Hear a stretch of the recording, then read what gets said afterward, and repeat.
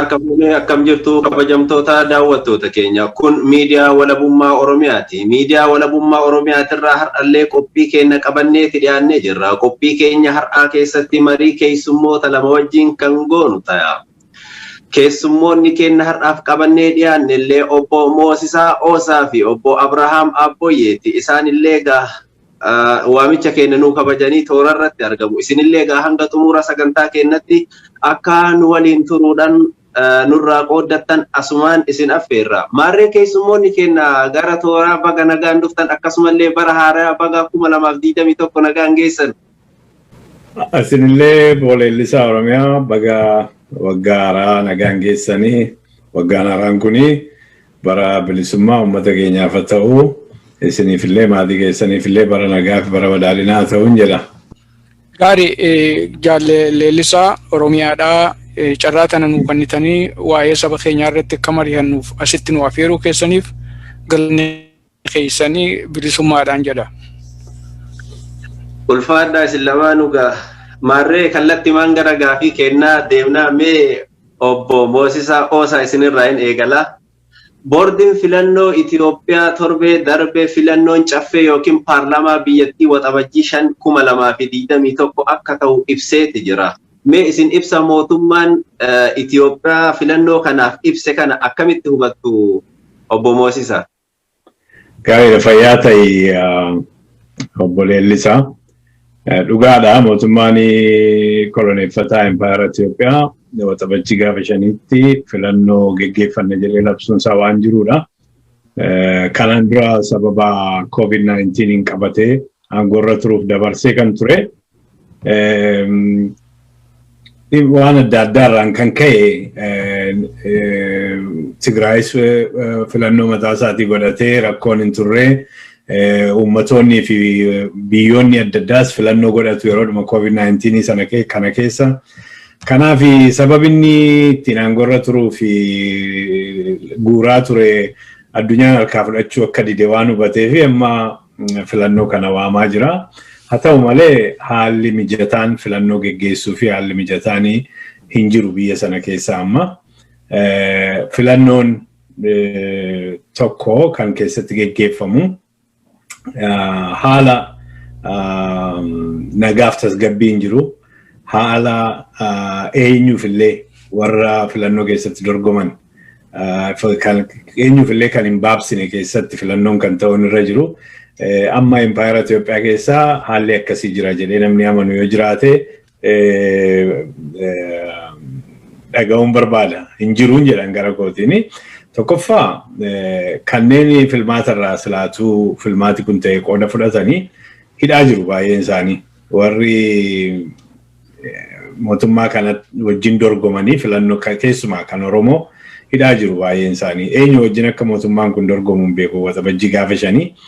Otoonuma hidhaan jiran iyyuu ta'ee biyya sana keessa nagaaf tasgabbii waan hin jirreef Oromiyaan garri caalu command post jala waan jiruuf deemaniidhuma duula na filaa geggeessullee waan danda'an miti. Biyya nagaaf tasgabbiin hin jirre keessatti isarratti immoo biyya waraanni biyya sanaa paartii tokkoon paartii PP isa Prosperity Party jedhu kanaan dhuunfatamee jiru keessatti mormitoonni mootummaa olii gaddeemanii nagaadhaan na filaa jedhanii qooda fudhachuu danda'u jechuun baay'ee rakkisaadha. Hin danda'amu hin ilaalan. Qabxii gara biraas kaasuu dandeenya. Fakkeenyaaf akkuma kanaan dura mootummaan amma jiru mootummaan PP kuni mootummaa EPRDF abbaasaarra yemmuu wayyaaneen abbaa EPRDF hin geggeessaa turan irraa akkuma baranii dhaabota uummatootaaf dhaabbatan utuu hin ta'in uummattoota sana keessaa namoota garaa isaanii bulan barbaadanii ijaaraniitu maqaa uummata sanaan akka isaanii wajjin dorgoman godhanii dhibbaa dhibbatti moo'u. Isa kana barataniiru warri amma aangoorra jiranii mootummaan Abiy Ahmed Faaquni. Kanaaf dhaabota walabaa ta'anii hundumaa gargar caccabsanii isaan keessaa namoota amma tokko ofii funaannatanii gara kanatti deemaa jiru. Inni kunillee filannoof gaarii miti beekamaadha. Gar biraan qabxiin ka'uu danda'u biyya tokko keessatti filannoon tokko kan sirna dimookiraasiitiif hin taa'emuu jedhamu yemmuu namni tokko sagalee tokko qabaatudha. Namni tokko sagalee tokko qabaachuu jechuun immoo namni meeqa akka biyya sana keessa jiru yemmuu beekamu yemmuu constituency'n naannoon sagalee hamma sanaa kennamuufidha. Itoophiyaan erga uummata biyya sana keessa jiru lakkooftellee har'a waggaa 13-15 fakkaata. Bara 1995 lakkaa'anii ergasii 2007 lakkaa'anii har'a uummanni biyya sana keessa jiru lakkaa'amee waan hin beekneef kun immoo kan lakkaa'uu dhiisanii daddabarsanii asiin ga'anii fi warra ilmaan nafxanyootaa naannoo Amaaraatu uummata lakkaa'uun hin ta'u jedhanii waan lolanii yeroo baay'ee tursaniif hamma har'aatti utuu lakkaa'in ta'anii har'a akkamittiin akka sagalee sana iyyuu hiran inni iyyuu beekamaa miti. Kanaaf ani akkan ilaalutti haalli filmaata hin baabsine fi kan dimookiraatawaa ta'e kan uummanni keessatti qooda fudhatu kan islaatu ta'e iyyuu aangoon nagaadhaan walitti dabarfamu haalli sun biyya sana keessa jira jedhee namanu biyyi suni filannoodhaaf qophiidha jedhee namanuun gara kootiin fayyaa ta'e.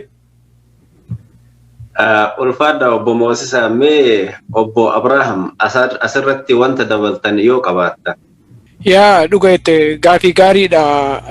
Gaafiin illee deebisuu osoo hin tahin maaliif amma godhan maaliif ammaan tana labsanii jechuunis gaafii keessa waan seenuu qabu. Ani akka kootitti waniin filmaa waan jedhan kana akka magaalaa yookaan gabaa walirraa bitatanii walitti gurguraniittiin fudhadha. Maal jechuudha? Namoonni warri maantana silaa waa gurgurachuu barbaadu jechuudha. Warri gurgurachuu barbaadu hogguu jennu warra paartiilee adda addaa kana achitti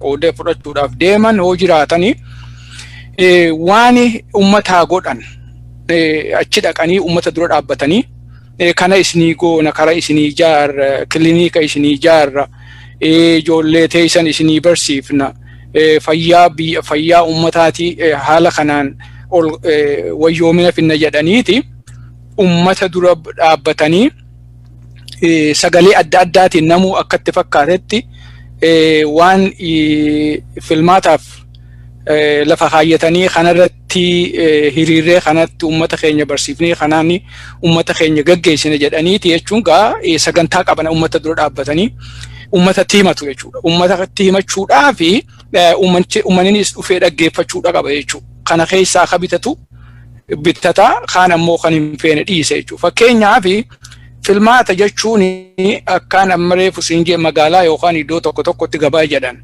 Filmaanni ta'uudhaaf dura warri magaalaa walirraa bitatee walitti gurguruudhaaf walitti dhufu kuni dirreen nagaa jiraachuu irra jiraata jechuudha. Dirreen uummanni dhufee nagaan itti gurguratee irraa bitatu jiraachuu qabdi jechuudha.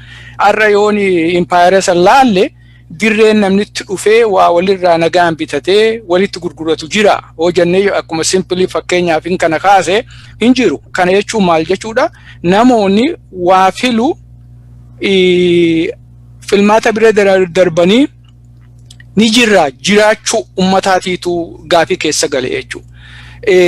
Tanaaf jecha namni dura jireenya filmaataa fi mootummaa yaaduu dura ifiif jiraachuu qaba jechuudha. Nama jiraateetu waa'ee filmaataa haasawa jechuudha. Akka argamutti biyya san keessatti uummanni guyyarraa guyyatti du'aa jira jechuudha.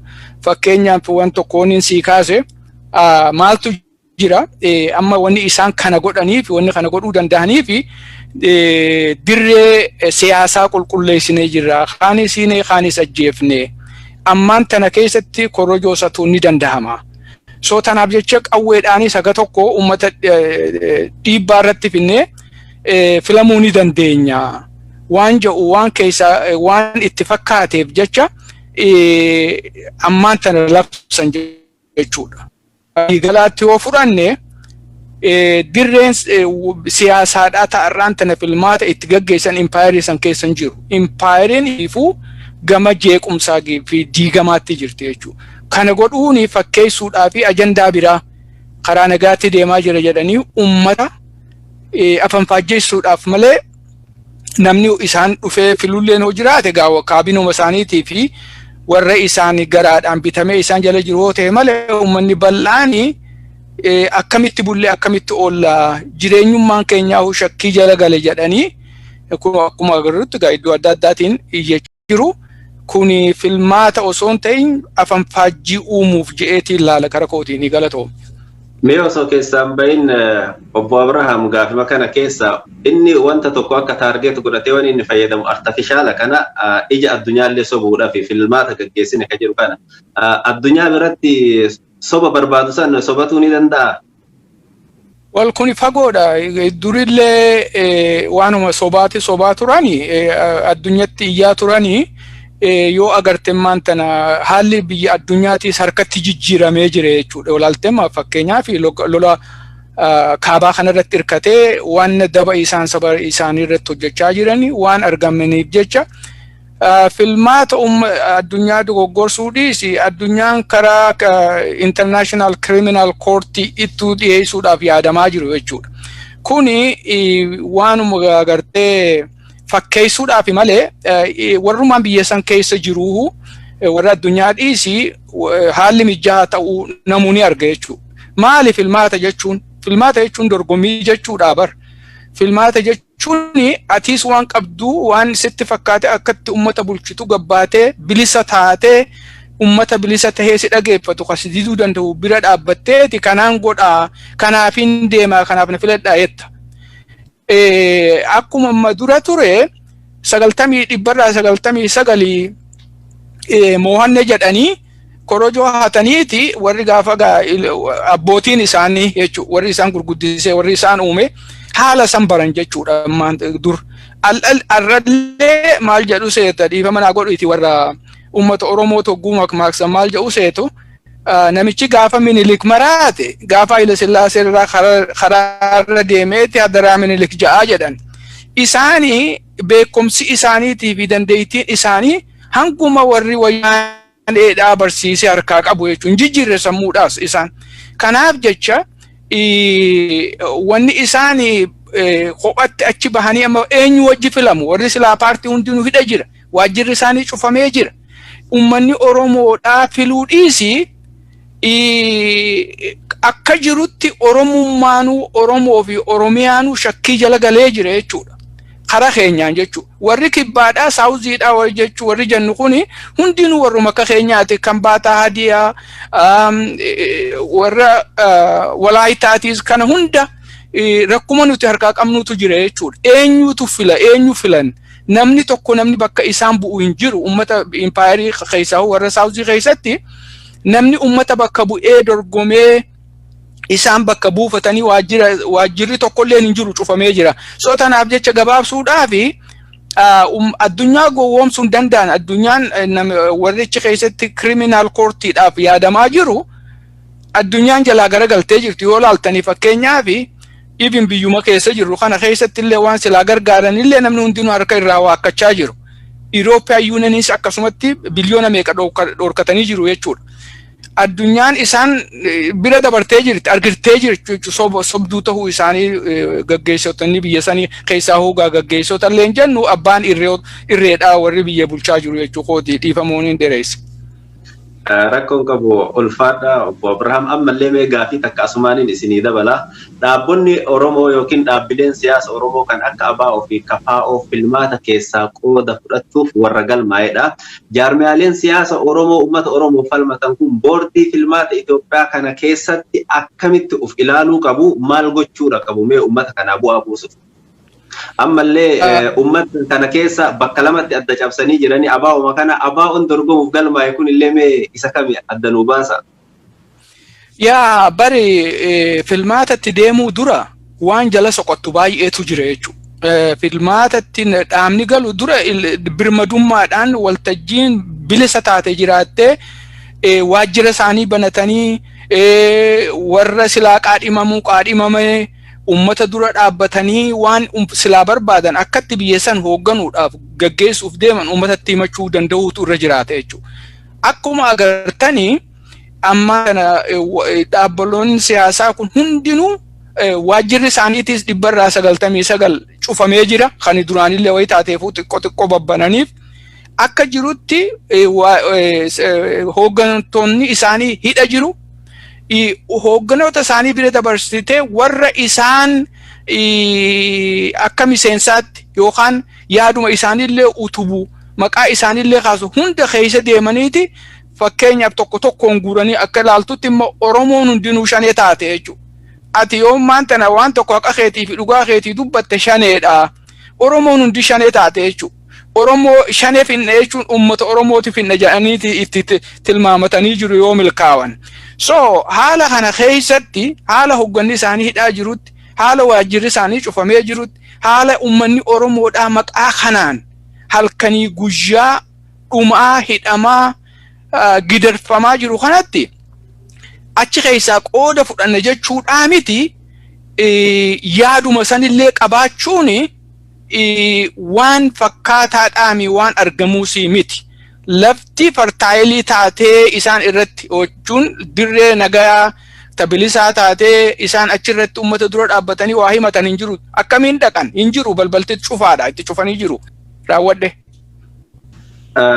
Galatooma Obbo Abraahim, mee gara keessanitti dhufee jira Obbo Moosisaa. Egaa akkuma aadaa Habashootaa irraa arginutti mootummaan Itoophiyaa mootummaan impaayirii kun dimokiraatawuu hin danda'u. Yeroo hundaa'u biyyi impaayira jala jirtu, impaayira jala kuftee jirtu dimokiraatawuu hin dandeettu.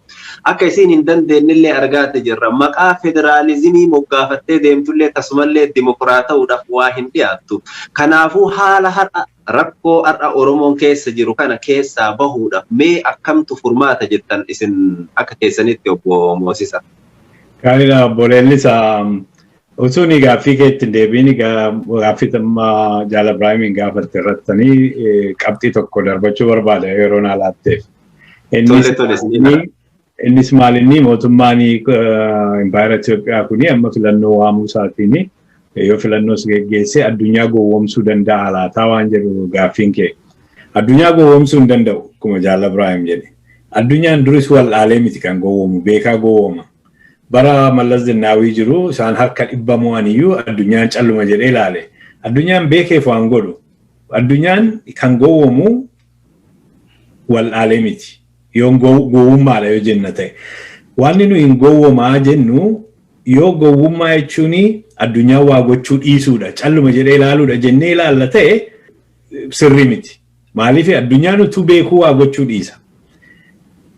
Gowwoomee miti garuu mootummoonni addunyaa immoo inni mootummoota jechuu keenya yeroo baay'ee keessumattuu mootummoota lixaa mootummoota idil addunyaa isaan kun immoo basaasota qabu intelligensii baay'ee qabu isaan beennu caalaa beeku isaan wal'aalanii miti kan isaanii dhiisan utuu beekanii utuu waan kun sirnan ta'in utuu waan kun sirna dimokiraasii filmaanni godhame sirna dimokiraasiin akkan ta'in utuu beekaniitu dhiisu malee gowwoomanii miti.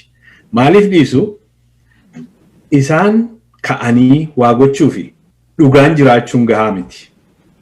Dhugaan gatiin qabu yoo humna bira namni dhugaa qabu sun yoo irree hin qabu ta'e yoo humna hin qabu ta'e dhugaan gatiin qabu isaan biratti.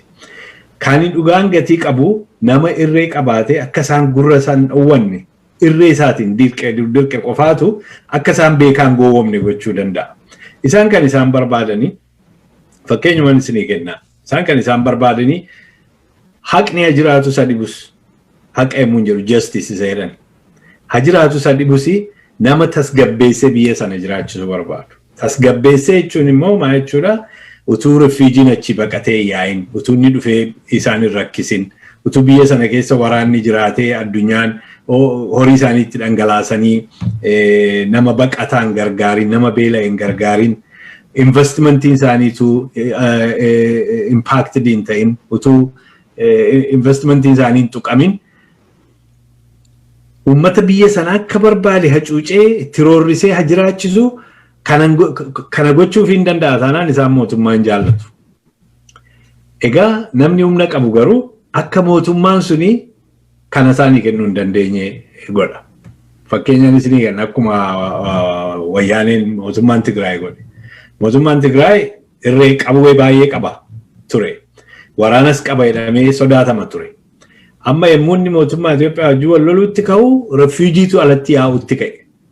Qawwee gurguddaadhaan wal rukutaniifiti mootummaan gowwomuu dadhabe, beekaa gowwomuu dadhabe, utuu argu hin dirqanii jechuudha. Akka mootummaa addunyaan waan achi keessa deemaa jiruu fi waan isaan itti jiranii akka addunyaan utuu argu achi ni ilaalle, utuu dhaga'u gurra isaa akka hin cufanne hin dirqanii jechuudha. Yommuu refuujiin biyyaa yaa'ee, yommuu namatu biyya keessatti ajjeefame garmalee jedhamu, qawwee guddaa nama qabuu fi nama qawwee guddaa qabutu addunyaa dhageessifachuu danda'a jechuufan jedhe malee addunyaan gowwoomee miti.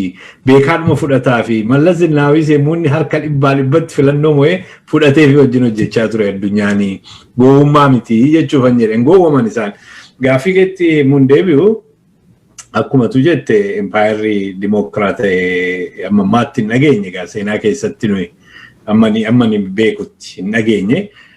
Itoophiyaanis akkuma empayirota ishee dura darbanii dimokiraata'uu waan dandeessu natti hin fakkaatu akka ilaalcha kootiitti. Kun immoo fedhiidhumaa fi waan ani jedhutuun ta'ini waggaa 150 Oromoon yaalee ijoollee isaatti qisaasee qabeenya isaatti qisaasee kan dadhabee irraa abdii kutateedha. Empaayeroonni yeroo baay'ee yommuu kufuu jala ga'anii kufaati isaanii kana hambisuuf jedhaniitu waan adda addaa godhu. Keessattuu empaayeroonni ummatoonni baay'een keessa jiran fakkeenyaa fi sabboonummaan wal dorgoman keessa jiran isa competing nationalism jedhan keessa jiranii umrii isaanii tursuuf jedhaniitu maqaa adda addaa ummatu. Fakkeenyaa fi amma Soviet Union kan jedhamu ture Soviet Socialist Republic jedhama ture. Republikii 15 qaba ture, Russian Empire ture duriinsa. Yugoslavia yoo ilaaltanii Serbian Empire ture duri. Isa booda Yugoslav Republic jedhame Croatia, Serbia, Montenegro, Slovenia biyya torbaa fi provinsii lama ta'anii jiraachaa turanii. Isaan kunis akkasuma empire kana jiguu dura maqaa jijjiirrataniitu umrii isaanii tursuuf yaalan. Garuu competing nationalismiitu keessa jira.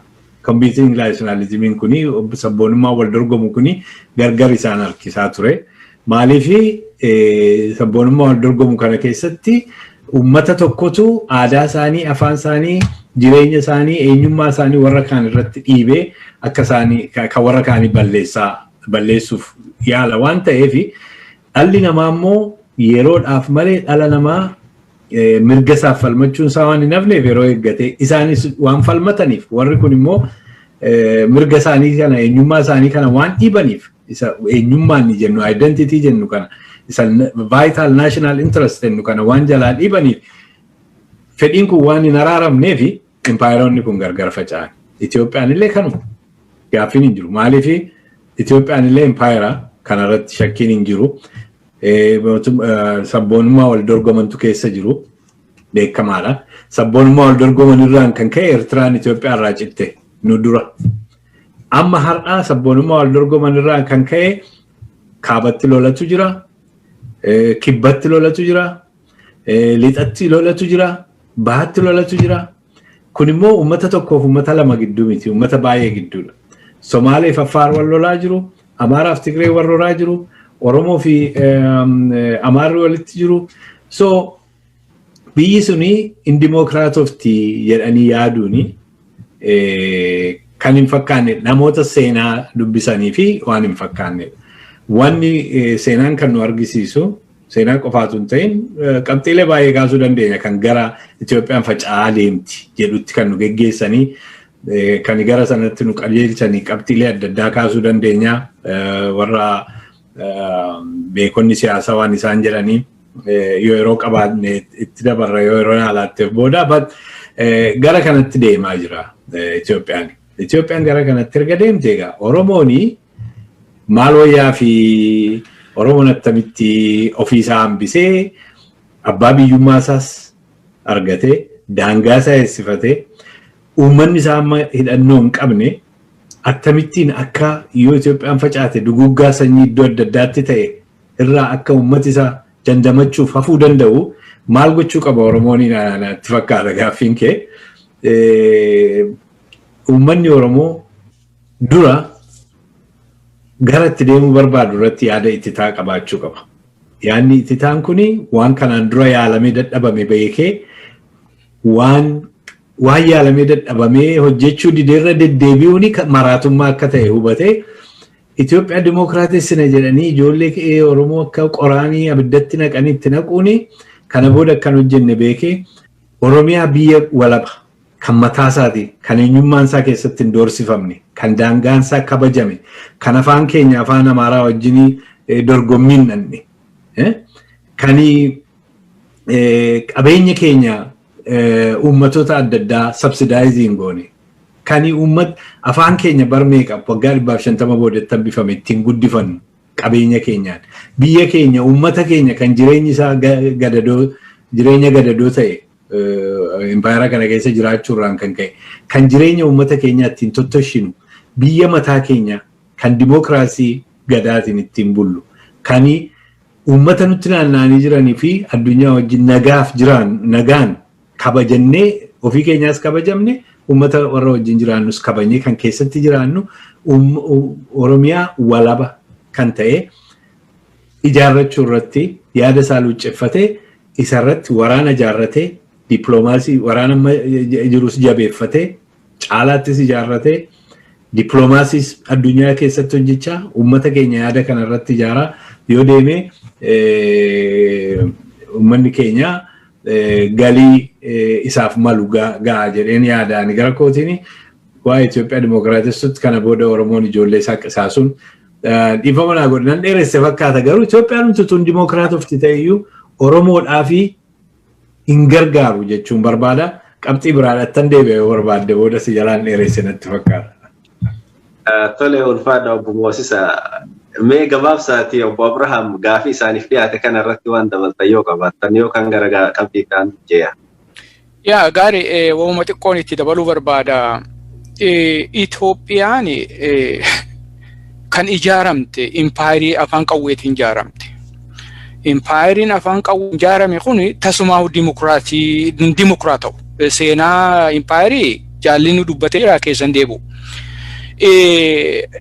Wanni amma irratti keessaa Oromoo maal godhuu qaba waan jedhu irratti waa xiqqoo waa dabaluu barbaada.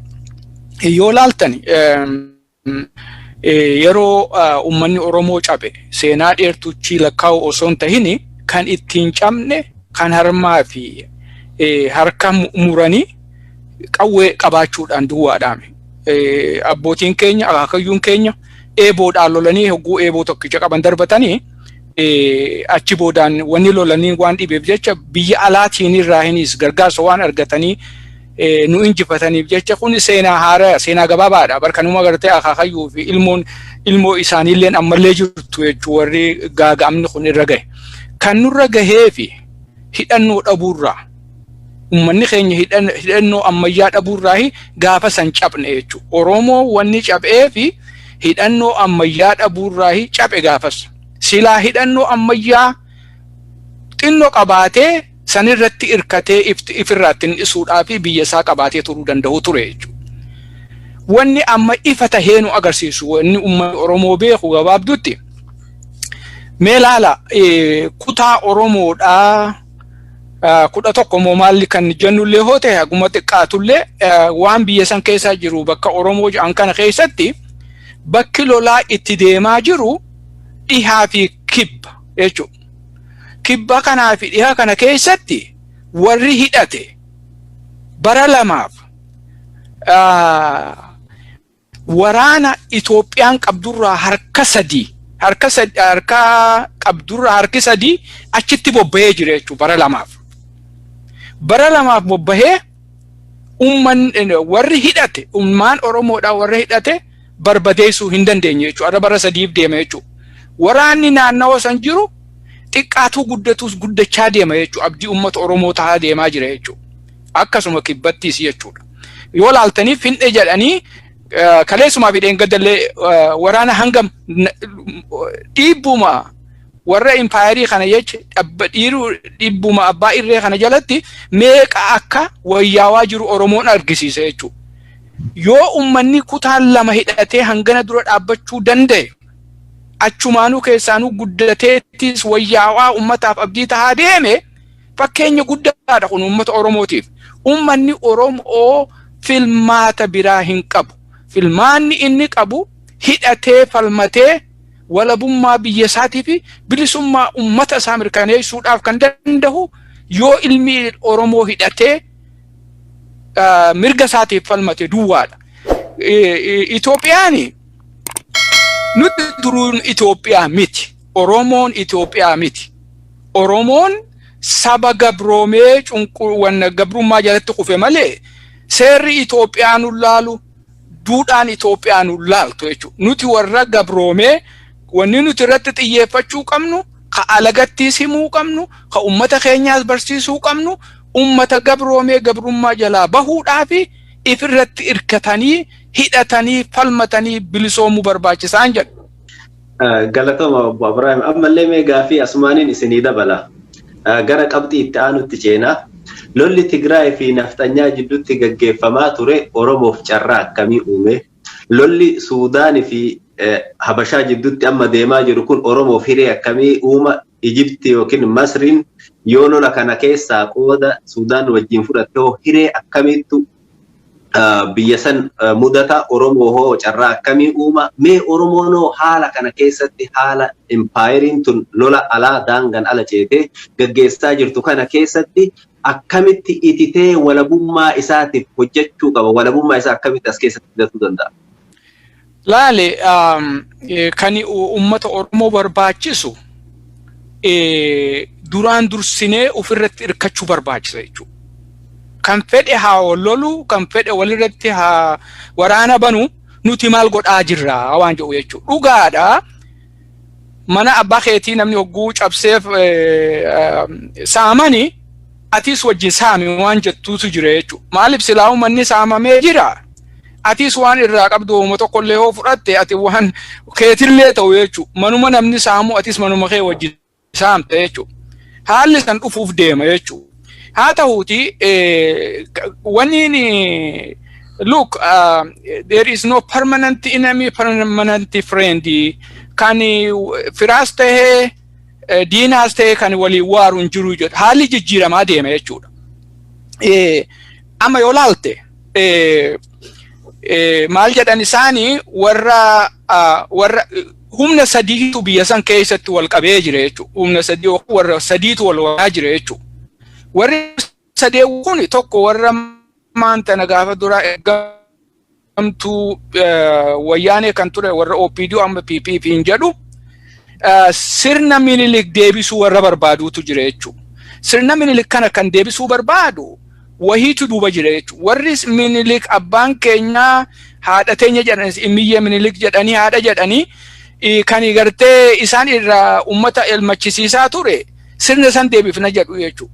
Ammoo deebi'ee warri kuni federaalizimii waan jedhu kana hin barbaadan. Waan federeeshinii waan jedhu kanaami warra nugusatti buluu barbaadu jechuudha gabaabdumatti. Warri kuni waan dur deebifnaa jedhu. Fakkeenya gaariidhaaf kan ta'u namichi kun hogguu achirra dhufe dursee maal jedhee sabboonummaan kan ummata Oromoodhaa gaxxiqqeessitee Oromummaan Oromiyaan baduu qaba jedhanii warra isaa wajji hiriireetu keessa jira jechuudha. Tokko kana. Warri kun Itoophiyaa dur deebisuu barbaada jechuudha. Kan biraa ammoo warri immoo kabiraa warri niyoo nafxanyaani kan lola ammaan tana uumame kana akka uumamu dhiibanii hafidanii lafa deeffachuu fi yeroo kibir wanna ulfina dursan deebifna kan jedhanii duuba jiru jechuudha. Warri Eertiraadhaa lolaan injifatamanii qaanawanii kagalansanii ammaan tana hijaaba bahuudhaaf as deebi'an jechuudha. Kun egaa ammaan tana silaahu warra Habashaa wal lolaa jira beek harki 190 oli fuutee deemte lola kana keessatti Habashaatu jira jechuudha. Warra Habashaa wal lolaa jira jechuudha. Warri Habashaa kun bari gaafa duraatis kan uummata Oromoo dhufanii waliin gabroonfanilleedha qooda qabu jechuudha. So tanaaf jecha maaltu jira seeta. Warri nuti warri uummanni Oromoo godhuu wanni Oromoon godhuu qabu sagantaa ofii irratti cichuudha. Sagantaa ofii irratti cichanii nama irratti irkachuurra ifirratti irkatanii akka ammaan tana waraana jaarrachaa jiran kana itti fufuu qabu.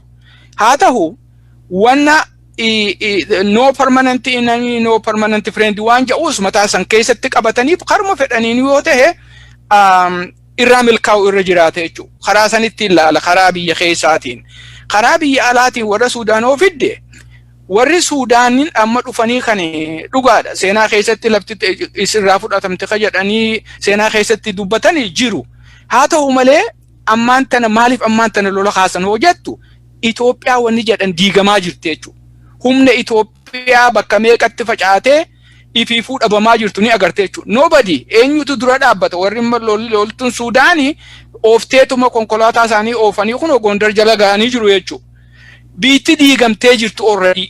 Biitti diigamtee jirtu kana atiis nuti immoo lolli kaabaadhaan nulaalu hogguu jenne lolli kaabaadhaan nulaaluu miti. Lolli kaabaatis deebu'ee nulaaluu danda'a. Yooni isaanii tokko tokko cabse akkuma isaanuu jedhanu warra federaalizimii oofu kana kaduraa eega wayyaanee balleessine booda Oromoon garbuudhaa jedhan. Gaddeebinee fixuu dandeenya gabaabduutti jechuudha. Hidhannoon qaban jechuu saniif garbuu nuun jedhani.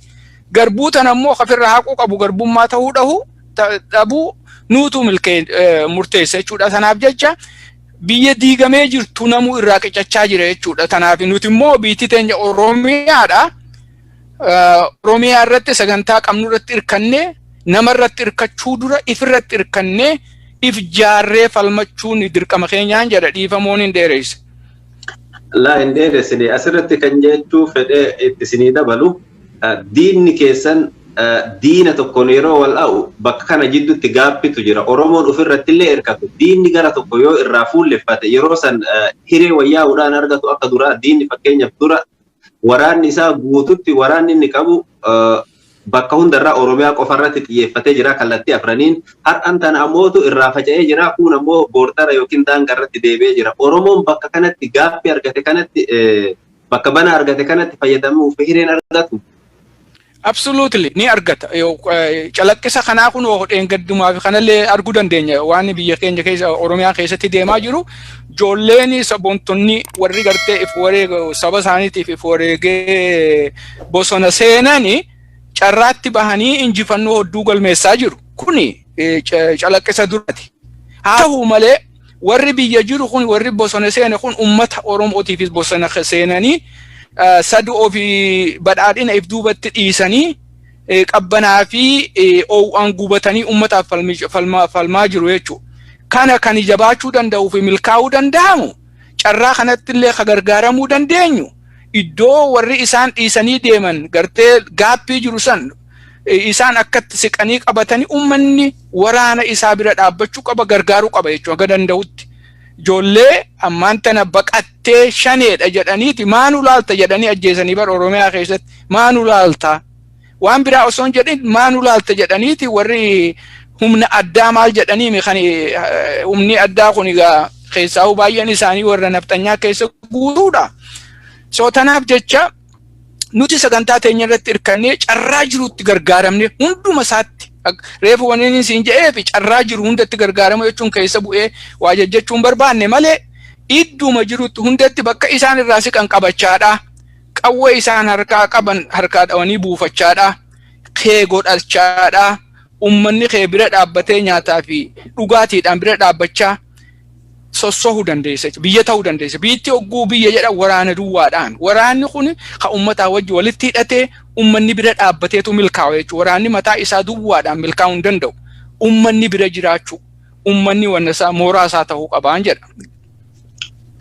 Ulfaadha Obbo Abraahim mee Obbo Moosisaa gara qabxii itti aanutti osoo hin dabrin dura gaafima isaaniif dhiyaate kana irratti wanta dabalee qabda yookiin dabalta yoo qabaatta. Ta'u fayyaa ta'e boleellisaa. Jaal Abraahim akka gaariitu kabarii godheera garuu qabxii lamaan tokko itti dabaluu barbaada. Tokkoffaa gaaffii ati kaafte haala amma dhalate kanarraa Oromoon attamitti dhimma bahuu danda'a isa jedhudha. Tun qabxii gootiin dabalii waa qabxii tokko lamanii lafa kaa'uu barbaada. Tokkoffaa Jaal Abraahim kaa'eera. Siyaasaa keessatti diinni bara baraas hin jiru, firri bara baraas hin jiru. Kan har'a fira ta'ee bor diina ta'uu danda'a. Kan har'a diina ta'ee bor fira ta'uu danda'a. Inni beekamaadha. injijjiiramaa jechuudha. Waan injijjiiramne maanni faayidaa fedhii uummatootaati. National interest isa jedhan sana. Keessattuu national interest kan eenyummaa identity itti rarra'u.